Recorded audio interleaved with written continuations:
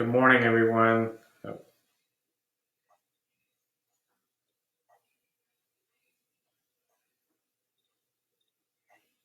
Good morning, everyone. This is Dr. Vinay Saranga, owner of Saranga Comprehensive Psychiatry in Apex. I know it's been a while since I've recorded a live uh, Facebook Live video for you, but I figured it's about time. As I imagine many of you are, I've been working from home as well for at least the last week or so. So I've got my headset on and uh, mostly doing telehealth appointments these days. But um, just wanted to speak to you for a few minutes this morning about some tips to stay calm during this coronavirus pandemic. So here's a few kind of 7 tips for kind of staying calm as we all go through this. One, first, get your information from reliable sources. All right. So it's definitely the coronavirus is definitely something to stay informed about. But it's also important for everyone to make sure that they're getting accurate information from trusted resources.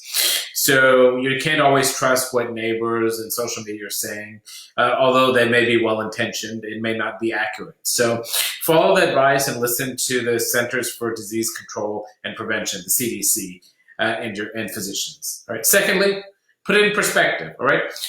Without minimizing the coronavirus in the world right now, it's still very important for individuals to put things in perspective in order to reduce their anxiety. So, for example, people in the U.S. have a much greater chance of catching the flu or being injured in a car accident than they do of contracting the coronavirus. But people should familiarize themselves with facts and statistics, which can help them better understand the risks and the bigger picture. Third, being prepared minimizes worry. All right. So just like with the flu or common cold, there's nothing people can do to 100% guarantee that they won't become sick. But they can take steps to stay healthy, protect themselves, and minimize worry.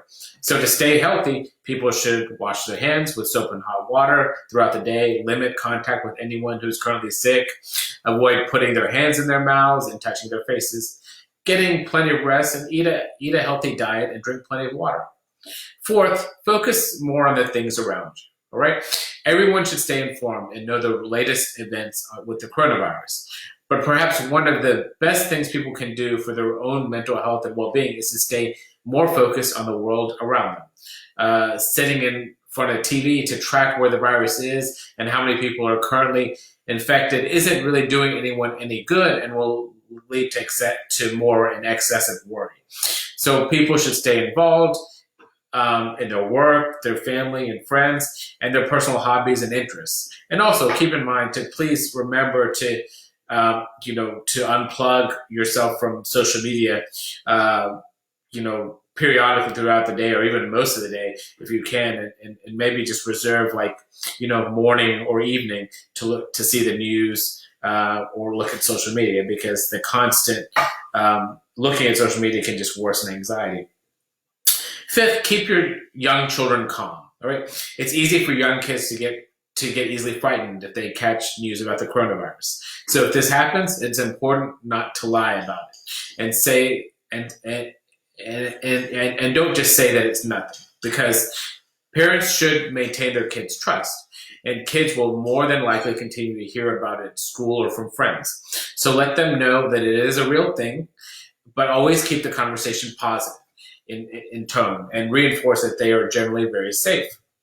Sixth, reduce your anxiety. So lowering anxiety levels is always important. So if individuals find themselves feeling more stressed or anxious than usual and suspect that this is due to worry over the coronavirus, it's even more important that you take steps to relax and calm down. So one effective way to calm down is to take some deep breaths in through the nose, hold for a few seconds, and slowly breathe out through the mouth.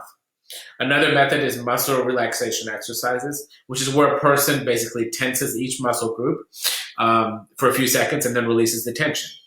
Finally, another method is to focus on one's internal dialogue and reminds oneself that while it's important to stay informed, there's no need to cross the line to constant panic and worry.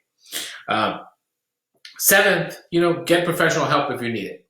So if it seems like you've been constantly thinking about the coronavirus and are having a difficult time with everyday tasks like eating, sleeping, and working, or if you notice that you've been withdrawing from situations and isolating yourself, you would benefit greatly from seeking professional help. So a mental health professional can help you take control of your anxiety. And there's nothing to be embarrassed about in seeking help. And I have noticed as well that some adults, or even since many adults are at home now, are sometimes resorting to alcohol use and more use of alcohol to kind of self-medicate the anxiety and social isolation.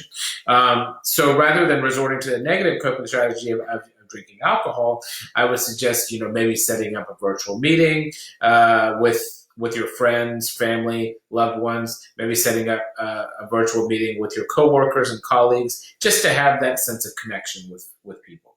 And you can always use some mindfulness apps as well, which I use as well, like Simple Habit or Calm or Headspace, which are great for some mindfulness guided exercises, right?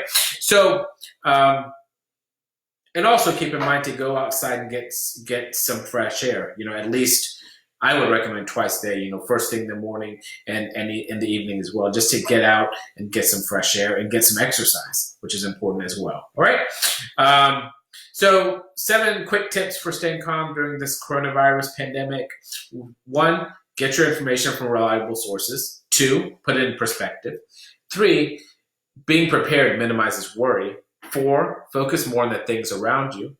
5, keep young children calm. 6, reduce your anxiety through multiple different ways that I mentioned.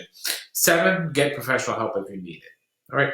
Well, I hope this video was helpful to you today. I know this has been a big adjustment for all of us as we change our work routine. Most of us working from home now. Most kids are mostly at home, so they're getting adjusted to the routine of kind of online or virtual remote learning. So as parents, we're taking on multiple different roles,